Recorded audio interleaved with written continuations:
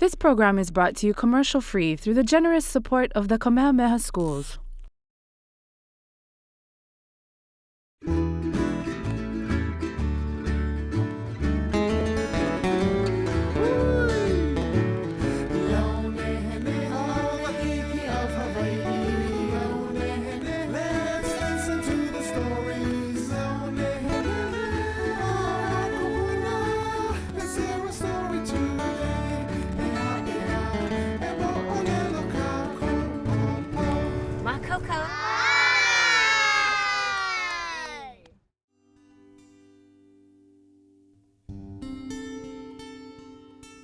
No ʻīlio Moʻo, the brindled dog. Retold by Kamehameha. Illustrated by Eve Furchgott. On the island of Oahu, above the famous Nu'uanupali, stands the mountain Konahuanui. On a hill of Konahuanui lived a beautiful woman. When this wahineui would gaze down upon the sprawling ko'olau land, she had a clear view of people climbing uphill, making their way over the mountain toward Honolulu. In Honolulu, at Ka'auku'u Point, lived Queen ahumanu. One day, the queen grew hungry for some Kailua dog and poi made from the lehua variety of kalo. So she ordered her messenger, "Go ask Kanaka Li'ili'i for some Kailua dog, and ask Kanaka Ole for some smoothly pounded poi lehua. When these mea'ai are ready, have them brought to me." Kanaka Li'ili'i and Kanaka Ole were two men who lived in Kailua, in the Ko'olau district called Ko'olaupoko. Kanaka Li'ili'i raised dogs, which, like chickens and pigs, were eaten. He fed them well and raised them until they were nice and plump. Kanaka Ole was a kalo farmer. He carefully tended his kalo fields and raised fine plants.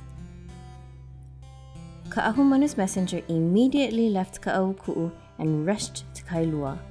Quick as a flash, the elele arrived in the land of the Malanai breeze. He met with the two Kanaka, Kanaka Li'ili'i and Kanaka Ole. When they heard what Mo'i wahine Ka'ahumanu wanted, they agreed and offered to deliver the Kailua dog and poi lehua the very next day.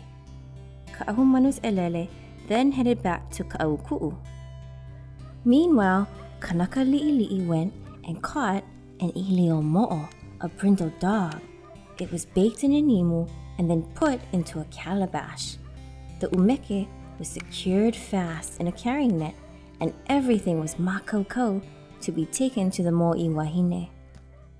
As for Kanaka Ole, he prepared in his usual way. He pulled some kalo of the lehua variety and cooked it in the imu. Once the kalo was well cooked, he pounded it into the delicious poi lehua Ka'ahumanu was ono for. The poi was put into an umeke and was makoko to be taken to Honolulu. Kanaka Li'ili'i and Kanaka Ole prepared their ukana to be carried over the shoulder on the long journey to Honolulu. It was a calm malie morning, and their journey on the path was pleasant. They climbed to the top of the cliff of Nu'uanu. It was a steep pali. When they arrived at the top, their path turned toward the cape below.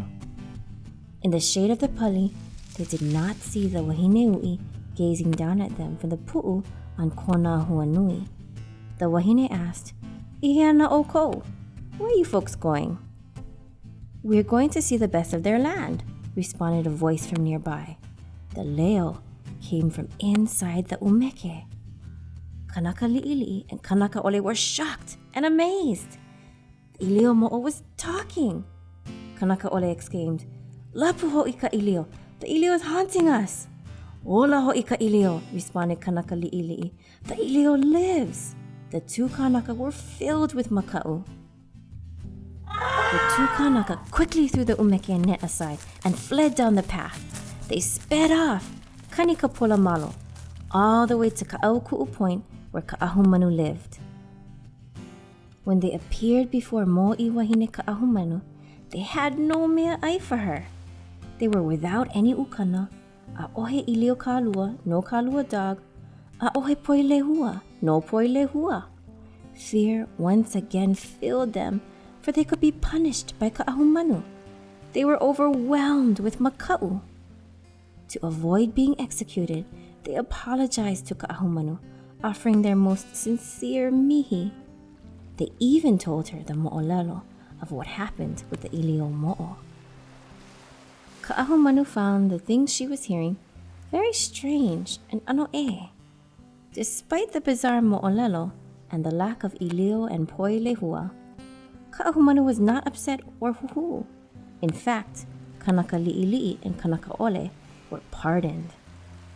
As for the wahineui who lived on Kona Huanui, although she was not seen frequently, her strange e'epa nature was discovered. Her kino was half wahine and half mo'o, or lizard, and it is said that mo'o are related to ʻīlio mo'o. As for this extraordinary mo'olelo, it gained legendary status as a ka'ao and was repeated from the royal court of the ali'i to the maka'ainana who worked on the aina. Those traveling at night became fearful of ʻīlio, and the people of the ko'olau side in particular would return home from Honolulu by early evening to avoid any pilikia caused by the mysterious ʻīlio mo'o.